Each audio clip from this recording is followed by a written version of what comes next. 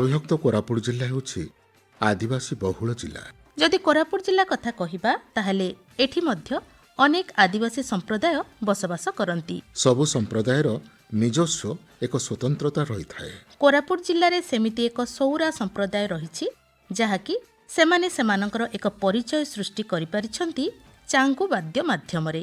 ଏହି ବାଦ୍ୟ ଦ୍ୱାରା ସେମାନେ ପୁରା ପଲ୍ଲୀରେ ପରିଚିତ। ପ୍ରତ୍ୟେକ ଶୁଭକାର୍ଯ୍ୟ ହେଉ କିମ୍ବା ଦେବାଦେବୀଙ୍କ ଯାନିଯାତ୍ରା ହେଉ, ସବୁଥିରେ ଏହି ଚାଙ୍ଗୁ ବାଦ୍ୟକୁ ଆମେ ଖୋଜିଥାଉ।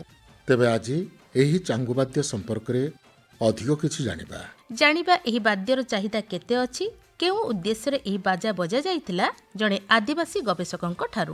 ମୁଁ ହେଉଛି ଦ୍ୱିତୀୟ ଚନ୍ଦ୍ର ସାହୁ ଏବଂ ରାୟଗଡ଼ାରେ ରହେ, ଲେଖାଲେଖି କରେ। ଆମର ଅଭିଭୁକ୍ତ କୋରାପୁଟ ଜିଲ୍ଲାରେ ଅନେକ ଜନଜାତିର ଲୋକମାନେ ବସବାସ କରନ୍ତି। ଆକ୍ଷରିକ ଅର୍ଥରେ କହିଲେ 53 ପ୍ରକାରର ଜନଜାତିର ଗୋଷ୍ଠୀର ଲୋକ ଏଇ ବିରାଟ ଭୂଖଣ୍ଡରେ ରହୁଛନ୍ତି। ଫଳରେ ଏମାନଙ୍କର ବିଭିନ୍ନ ସମୟର ସେମାନଙ୍କର ପର୍ବପର୍ବାଣୀ, ସଂସ୍କୃତି ଏବଂ ତାଙ୍କର ଯେଉଁ ବିଭିନ୍ନ ପାରମ୍ପରିକ ଉତ୍ସବ, ସେଥିରେ ବିଭିନ୍ନ ପ୍ରକାରର ବାଦ୍ୟ ଯନ୍ତ୍ରକୁ ବ୍ୟବହାର କରାଯାଏ। ସେ ସବୁ ଭିତରୁ ଦେଖିବାକୁ ଗଲେ ଆମର ଚାଙ୍ଗୁ ବା ଢାମ୍ପ ବାଦ୍ୟ ବା ପାଣ ବାଦ୍ୟ କୁହାଯାଏ। କାରଣ ଏଇ ବାଦ୍ୟକୁ ଯଦିଓ ଜନଜାତିର ଲୋକମାନେ ବ୍ୟବହାର କରନ୍ତି, କିନ୍ତୁ ଏଇ ବାଦ୍ୟକୁ ତିଆରି କରନ୍ତି ଅନୁସୂଚିତ ଜାତିର ଲୋକମାନେ। ତେଣୁ ସାଧାରଣତଃ ଏହାକୁ ଆମ ଅଞ୍ଚଳରେ, ଏଇ ଦକ୍ଷିଣ ଓଡ଼ିଶାର ଅଞ୍ଚଳରେ ଏହାକୁ ପାଣ ବାଦ୍ୟ ବା ହାଡ଼ି ବାଦ୍ୟ କୁହାଯାଏ। କାରଣ ଚାଙ୍ଗୁ ସହିତ ଟମକ ଥାଏ, ବା ଯାହାକୁ ଆମେ ଡେଣ୍ଡୁରା କହୁ ବା ଆମର ତୁଳୁମ ବୋଲି କହୁ। ଏ ଦୁଇଟିର ସମ୍ମିଶ୍ରଣରେ ଅପୂର୍ବ ନାଦ ସୃଷ୍ଟି ହୁଏ, ଯେଉଁ ନାଦ ମଣିଷକୁ ସମ୍ମୋହନ କରେ। ଏବଂ ସାଧାରଣତଃ ଆମେ ଦେଖିବାକୁ ମିଳୁଛି ବିଭିନ୍ନ ପ୍ରକାର ଚୈତ୍ର ପର୍ବ ବା ମଙ୍ଗଳବାର ଆଦି କାର୍ଯ୍ୟରେ ଯେତେବେଳେ ଏ ବାଦ୍ୟ ବାଜେ, ତା ବେଜୁଣି ପୂଜାରୀ ବା ସାଧାରଣ ଲୋକକୁ ସମ୍ମୋହନ କରେ ଏବଂ ସେ ସମ୍ମୋହନରେ ସେମାନେ ଭାବ ବିହ୍ୱଳ ହୋଇ ନୃତ୍ୟ କରିଥାନ୍ତି। ଗାଁ ଗହଳିରେ ଯେତେବେଳେ ଅତୀତରେ ଆମର ଅଭିଭକ୍ତ କୋରାପୁଟ ଜିଲ୍ଲାରେ ଯେତେବେଳେ ଅମଳ ସରିଯାଏ, ଅମଳ ପରେ ଯେତେବେଳେ ଆମର ଧାଙ୍ଗଡ଼ା ଧାଙ୍ଗଡ଼ି ଗୁଡ଼ିକର ଘର ଗୁଡ଼ିକରେ ଯେତେବେଳେ ସେମାନେ ମନପସନ୍ଦର ଝିଅ ଖୋଜିବାକୁ ଯାଆନ୍ତି, ରାତି ରାତି ପର୍ଯ୍ୟନ୍ତ ଏଇ ନାଚ ଚାଲିଥାଏ।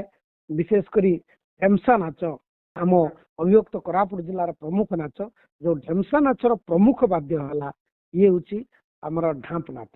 ତେଣୁ ଏ ନାଚ ଏ ଗୋଟିଏ ଗାଁରେ ଯେତେବେଳେ ବାଜେ, ତାର ପ୍ରତିଧ୍ୱନି ଦୂର ଦୂର ପର୍ଯ୍ୟନ୍ତ ଶୁଭାଯାଏ। ତେଣୁ ସେଇ ପ୍ରତିଧ୍ୱନିର ସ୍ୱରରେ ଅତୀତରେ ଗୋଟିଏ ଗାଁର ଧାଙ୍ଗଡ଼ା ଅନ୍ୟ ଗାଁକୁ ଯାଇ ସେମାନଙ୍କର ମନ ଦିଆ ନିଆ କରୁଥିବାର ଆମେ ଦେଖିଛୁ। ତେଣୁ ଏଇ ପ୍ରକାରେ ଆମ ଅଞ୍ଚଳରେ ଚାଙ୍ଗୁ ବା ଏଇ ଯେଉଁ ଢାମ୍ପ ବାଦ୍ୟ ବିଶେଷ ଭାବେ ପରିଚିତ। ବିଶେଷ କରି ଏହାର ବିଶେଷଜ୍ଞ ପୂର୍ବତନ ମୁଖ୍ୟମନ୍ତ୍ରୀ ଏବଂ ବିଶିଷ୍ଟ ସଙ୍ଗୀତଜ୍ଞ ଡକ୍ଟର ଗିରିଧର କମାଙ୍ଗ ଏଇ ଚାଳନା କରିବାରେ ବହୁତ ପୋଖତ। ତାଙ୍କ ସହିତ ଆମେ ବିଭିନ୍ନ ସମୟରେ ଏହାକୁ ନେଇକି ଆଲୋଚନା କରିଥିଲୁ ଏବଂ ଏଇ ବାଦ୍ୟର ନାଦକୁ ନେଇକି ଆମେ ଯେତେବେଳେ ଆଲୋଚନା କରୁ, ସେ ସମ୍ପର୍କରେ କହିଥିଲେ ଯେ ଯେତେ ବାଦ୍ୟ ପାରମ୍ପରିକ ବାଦ୍ୟ ଅଛି, ଆପଣଙ୍କର ଟମକ, ମହୁରୀ, ତାପରେ ଆପଣଙ୍କର ପିଡ଼ିବିଡ଼ି, ଏ ସବୁ ବାଦ୍ୟ ଠାରୁ ଏଇ ବାଦ୍ୟର ନାଦ ଗୋଟେ ଅପୂର୍ବ ନାଦ। ଏ ଅନ୍ୟ ବାଦ୍ୟକୁ ସହିତ ସହଯୋଗୀ ହୋଇକି କାର୍ଯ୍ୟ କରେନି, ବରଂ ଆର ସହଯୋଗୀ କି ଅନ୍ୟ ବାଦ୍ୟର ନାଦ ଗୁଡ଼ିକ କାର୍ଯ୍ୟ କରନ୍ତି ବୋଲି ସେ କହିଛନ୍ତି। ତେଣୁ ଘୁମୁରାରେ ମଧ୍ୟ, ଯଦିଓ ଘୁମୁରା ନୃତ୍ୟ ଆପଣମାନେ ଦେଖିଥିବେ କେତେ ସୁନ୍ଦର ନୃତ୍ୟ, ତାର ମଧୁର ସ୍ୱରରେ ଏଇ ଢାମ୍ପ ଗୋଟେ ଅପୂର୍ବ ଧ୍ୱନି ତୁଳିଥାଏ। ତେଣୁ ଏଭଳି ଏକ ଢାମ୍ପ ବାଦ୍ୟ ପଛରେ ଯେତେବେଳେ ଗୋଟେ ସୌରା ଗୋଟେ କାହାଣୀ ଅଛି, ଜନଶ୍ରୁତି ଅଛି ଯେ ଯେତେବେଳେ ସୌରା ମାନଙ୍କର ବାଦ୍ୟ ଯନ୍ତ୍ର ସେତେବେଳେ ନଥିଲା, ଅତୀତରେ ବହୁତ ଅତୀତରେ ଯେତେବେଳେ ବିଭିନ୍ନ ସ୍ଥାନରେ ଜନଜାତି ବା ଗିରିଜନ ଲୋକମାନେ ବସବାସ କରୁଥିଲେ, ସେତେବେଳେ କୁହାଯାଏ ଯେ ଆମର ଯୋଉ ଆରାଧ୍ୟ ଦେବତା ପ୍ରଭୁ ଜଗନ୍ନାଥଙ୍କର କିମ୍ବଦନ୍ତୀ ଅନୁସାରେ ଆମର ଏଇ ଚାଙ୍ଗୁ ବାଦ୍ୟର ଉଦ୍ଭବ ହୋଇଛି ବୋଲି କୁହାଯାଏ। ସୌରା କିମ୍ବଦନ୍ତୀ ଅନୁସାରେ କୁହାଯାଏ ଯେ ଯେତେବେଳେ ପ୍ରଭୁ ଜଗନ୍ନାଥ ଶବରଙ୍କର ଆରାଧ୍ୟ ଦେବତା ଥିଲେ ଏବଂ ସେ ଗୁପ୍ତରେ ପୂଜା ପାଉଥିଲେ, ତେଣୁ ଶବରର ମୁଖିଆ ଯେ ବିଶ୍ୱବାସୁ, ସେ ସବୁବେଳେ ପ୍ରତିଦିନ ଦୂର ଦୂର ପର୍ଯ୍ୟନ୍ତ ଯାଆନ୍ତି ଏବଂ ଗୁପ୍ତରେ ନୀଳମାଧବଙ୍କୁ ପୂଜା କରି ସେ ଫେରନ୍ତି।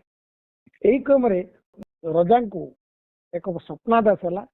ତା ପରବର୍ତ୍ତୀ ସମୟରେ ଗୋଟେ ସୂଚନା ଦେଲେ ଯେ ଯିଏ ଏଇ ଗୁପ୍ତରେ ପୂଜା ପାଉଥିବା ଭଗବାନଙ୍କୁ ଚିହ୍ନଟ କରିବ ବା ତାଙ୍କ ସ୍ଥାନ ନିରୂପଣ କରିବ ତାହେଲେ ତାକୁ ବିପୁଳ ଧନ ସମ୍ପତ୍ତି ଓ ରାଜ୍ୟର କିଛି ଅଂଶ ଦିଆଯିବ।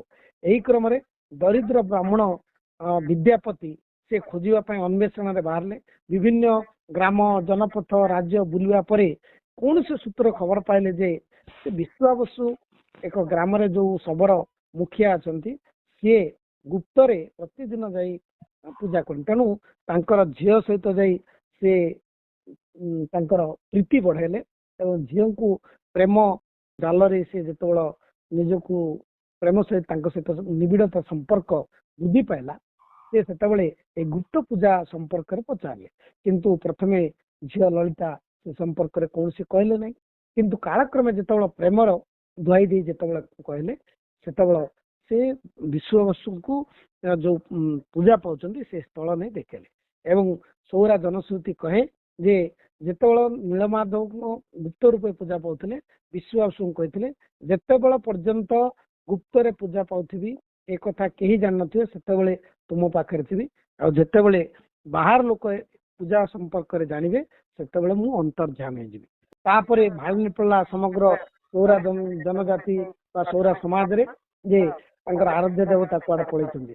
ତାଙ୍କୁ ଖୋଜିବା ପାଇଁ ବିଶ୍ୱବସୁ ପୁରା ଭାବ ବିହଳ ହେଇଗଲେ। ତାପରେ ସେ ସମସ୍ତ ସୌରା ସାହସୀ ଯୁବକ ମାନଙ୍କୁ ଏକତ୍ରିତ କରି ପ୍ରଭୁ ନୀଳମାଧବଙ୍କୁ ଖୋଜିବା ପାଇଁ ବାହାରିଲେ।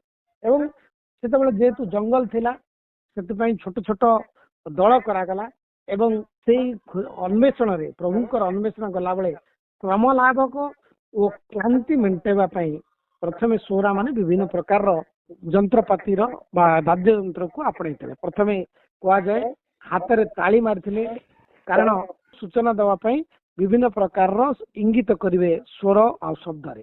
ତେଣୁକରି ପ୍ରଥମେ ତାଳି ମାରିଥିଲେ ପରସ୍ପରକୁ ଜଣାଉଥିଲେ ତାଙ୍କର ସ୍ଥିତି ସମ୍ପର୍କରେ।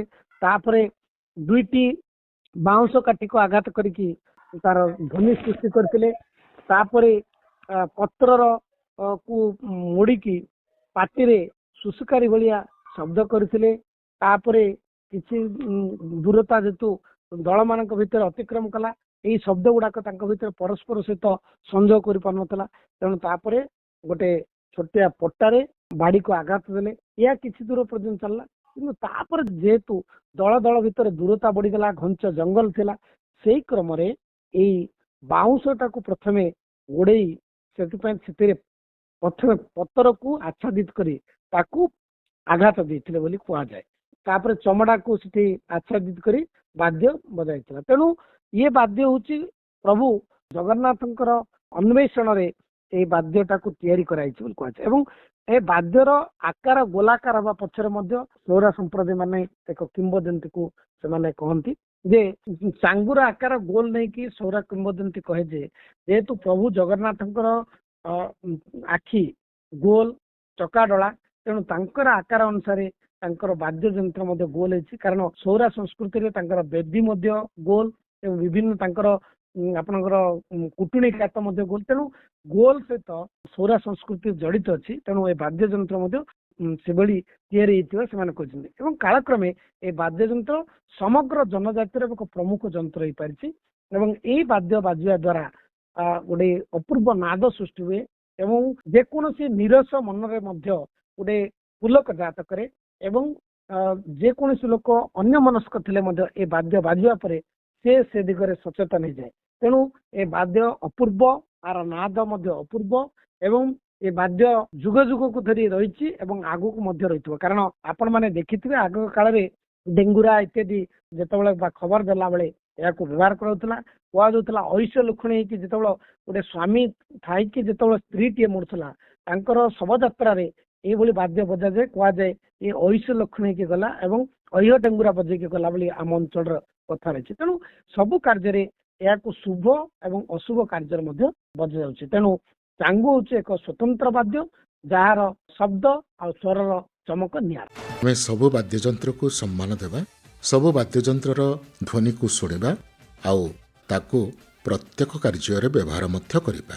ଚାଙ୍ଗୁବାଦ୍ୟ ଯନ୍ତ୍ର ବ୍ୟବହାର ବିଷୟରେ ଦ୍ୟୁତିଚନ୍ଦ୍ର ସାହୁ ସାର୍ ଆମକୁ କହିଥିବାରୁ ଆକାଶବାଣୀ ଜୟପୁର କେନ୍ଦ୍ର ତରଫରୁ ଅନେକ ଅନେକ ଧନ୍ୟବାଦ।